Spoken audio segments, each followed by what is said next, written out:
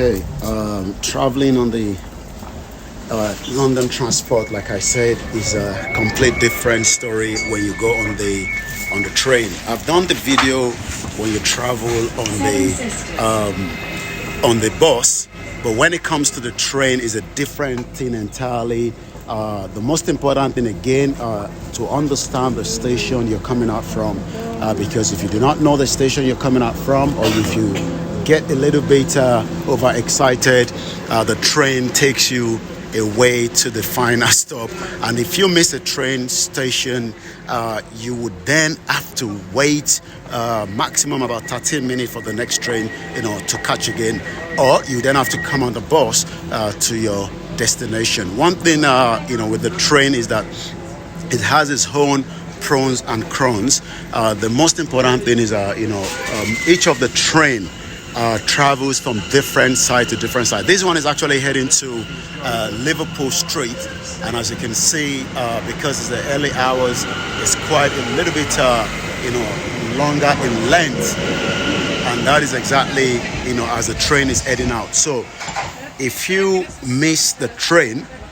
again, very, very important when you're coming to the platforms, you must understand that there is always the safety aspect of it as well. You will always get these word says mind the gap, as you can see there, and this one tells you keep clear.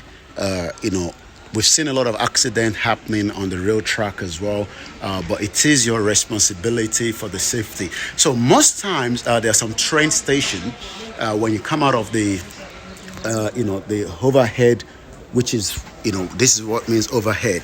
So we're going to be going towards the underground, which is a complete different thing entirely. The next train here now says 10:22, so that's about approximately some 14 or 20 something minutes from the time there. So then as you can see, the last time I explained to you, the timing is always different. You must know the timing. You can download the apps. When you download the apps, then you'll be able to get the, when is the next train. Sometimes the trains are closed, but to be able to get all this information, you can go straight into Transport for London.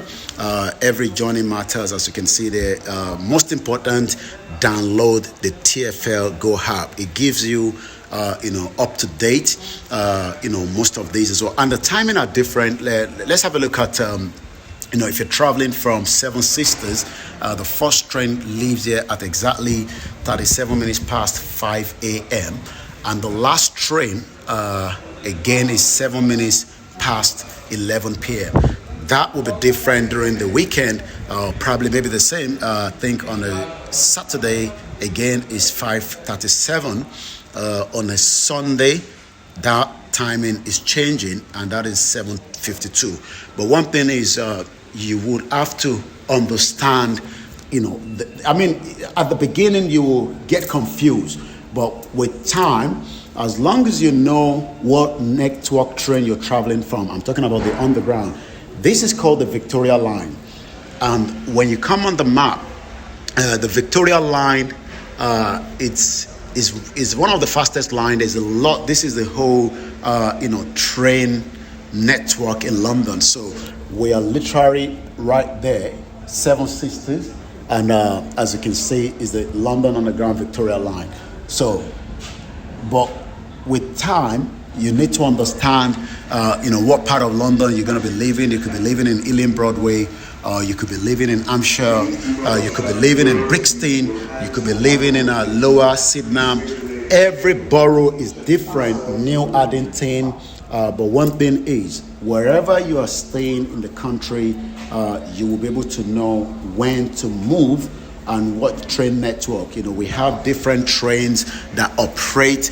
We have the Bakerloo line, we have the Central line, the District line, the Hammersmith and City, the Jubilee, the Metropolitan, the Northern line, the Piccadilly, and this one is the Victoria line, which I'm just going to be jumping on. The Waterloo, the DLR, the Elizabeth line, which is a new line, the London Underground, which is also, the London Trams. We have the London Cable, We have the Chitan Railway, we have the C2C, we have the Eastern Midland, we have the Gatwick Express, we have the Great Northern. So every one of them is different. And then we're now going to walk towards going into the deep of the underground, where we will then be able to get the understanding. Again,